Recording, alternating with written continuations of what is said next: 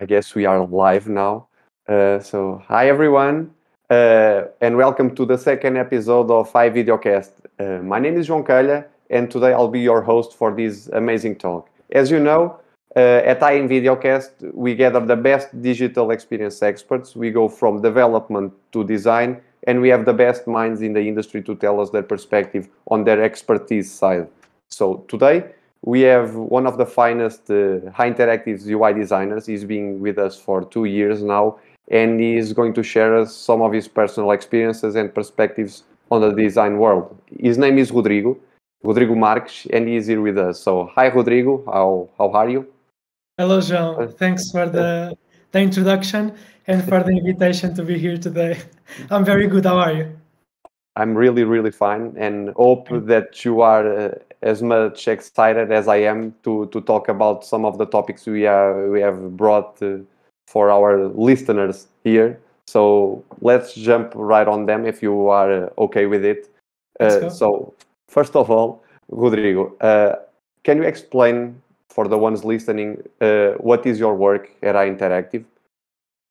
Okay, so as you said, I work at iInteractive for about 2 years as mainly an UI designer, and I'm usually involved in projects since the kickoff meeting. That is the first meeting before the project starts. But I usually just take action after the UX design is done and validated. My work consists in general in doing out system style guides, having in mind the client brand and visual style. And then after I have the style guide done, I design in high fidelity the screens that were made in low fidelity at the UX phase. Okay, that's right. And as we are going to talk a lot about this, and I want to make it clear for the ones listening, can you tell us in a brief way about UI design, what it is? Just a little bit, sort of for the ones to know what is your main work. Okay. So first, before we talk about design, I think it's important to understand what is a user interface. So in my opinion, a user interface is the mean by which the user interacts with a computer or a website or an application. And then for these user interfaces, we have two main areas. The first is the UX design or user interface design that focuses on the experience, anticipating what users might need to do and ensuring that the interface has elements that are easy to assess, understand, and use. And then UI design or user interface design is the visual part of the interface that focuses mainly on the look and feel of the interface. And I think that in a few words, that is it. And you are telling it right, and I guess you are suspect to say this, and but I'm going to ask you anyway. Because I think that you are the right person to answer to this. So, how do you feel that UI design can be a key factor, an impactful factor in every digital project? Because you have the experience to say it, I guess. Okay, so I think that UI design is a really important part in every project, not only by being the main factor for associating a product to a specific brand, giving it its identity. For example, if you look at Apple website, even if you take off the Apple logo, you will still be able to associate the website to the brand. And that is a really important thing in the part of UI design. Not only this, but also by ensuring the accessibility, color contrast, and element hierarchy. Of course, that is important that the user interface is functional, and that is the UX goal. But the design is also a key factor because if a user comes to a site or app and the design is off, it will leave, right? And that makes the functionality part a little useless. You can see some cases like Revolut, for example. That is one of the fastest growing bank in recent times. And if you compare it to other under 100% digital banks, they have a less growth rate. And I think that one of the main causes is because their design is not as impactful as Revolut. Revolut is a step forward compared to these other banks because they look good and that is one thing that users really value. So in my opinion, UI design is really, really important in digital projects. Yeah, as you said, you have a lot of big brands that are giving you the step forward in terms of design. So, and by them doing that, it means that the other ones aren't doing this, because there are many challenges that having a great optimized UI design has. So, can you also tell us what are the main challenges that you commonly face when you are working on UI design? Okay. I think that is a great question. I can say that this area has improved a lot in the past years. We used to have limited set of tools to work with. We used to design interfaces in Photoshop. That is not the UI tool by any sense. Yeah. And now we have a complete set of tools and different softwares that we can use to design pixel perfect interfaces. And we can say that UI design is living its brightest time, and we are lucky to be a part of this evolution.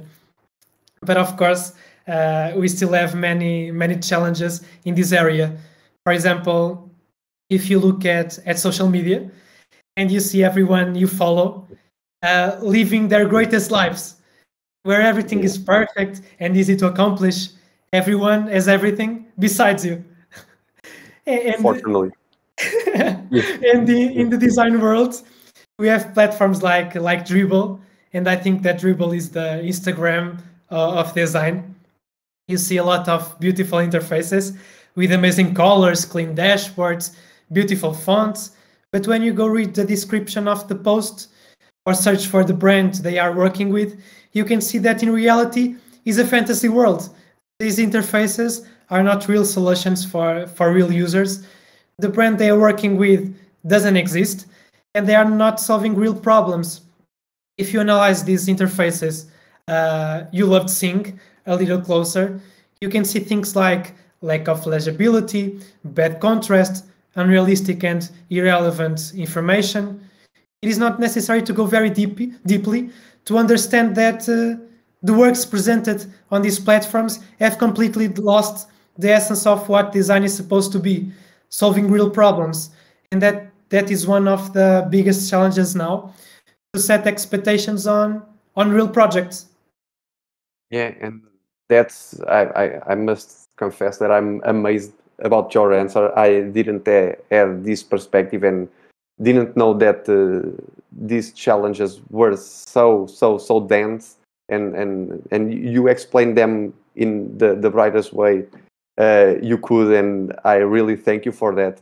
But it is also every problem tends to for designers to look for the solution for it. So I would also like to ask you, what do you think that can be done by designers to overcome these challenges? Okay, that is not easy, but I think that we have to keep in mind the real purpose of design. There is no problem in treating these posts we see on design platforms as visual art or using them as visual references, as long as we can distinguish the difference between these posts made just to enhance the visual part, and a design process that focuses on solving a problem, and that is more complex than simply designing a pretty interface without any limitations. I think that more important than making an aesthetically appealing and disruptive design is to make a product that is pleasurable to use and that meets the needs of the end user and the client guidelines and requirements. So as a designer, you don't have to feel the pressure to make a disruptive design in projects that you make, because as we know, with the limitations that we have, it is often impossible to completely done creative and out of the box work. Yeah, and that is right. And it is a work that has to be done and a path that has to be followed. You designers have a lot to accomplish to get there. And I think that in the future you might as well as overcome this new world challenge, I must say. So, and minding this, Rodrigo, how do you think that UI design will evolve to be in the next years? Okay, I will put it in like a 5-year time.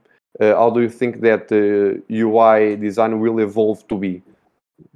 Okay, I think that that are some companies that are still very attached to text and numbers content as a way to communicate and reach their targets. But I think that UI design will evolve to a more visual era in which content will be more simple and easy to understand, where we have less words and more visual elements. This way, we will see functionality and accessibility evolve and reach their maturity in digital projects. So, minding your last phrase, you are basically saying that UI is the future, right? Yes, I think that that UI is the present and will be the future, and you can see it in most of the big brands. As I said before, examples like Apple, Tesla, Revolut, all of them have one thing similar. They have a design driven mentality, and it is one of their main forces, and that's why they built such stronger brand personality and are now leading their markets. So looking at these brands, we can say that UI design is really the future. Yeah, and you are saying it right that this design-driven mentality, it is a thing that has to grow not only on these companies that you have said here, but in all industries and in all companies that want to be to catch the train of these new trends, new design trends, and want to be on top of their industry. So I think that were some precious insights by you, Rodrigo. I would like to conclude this video cast with this.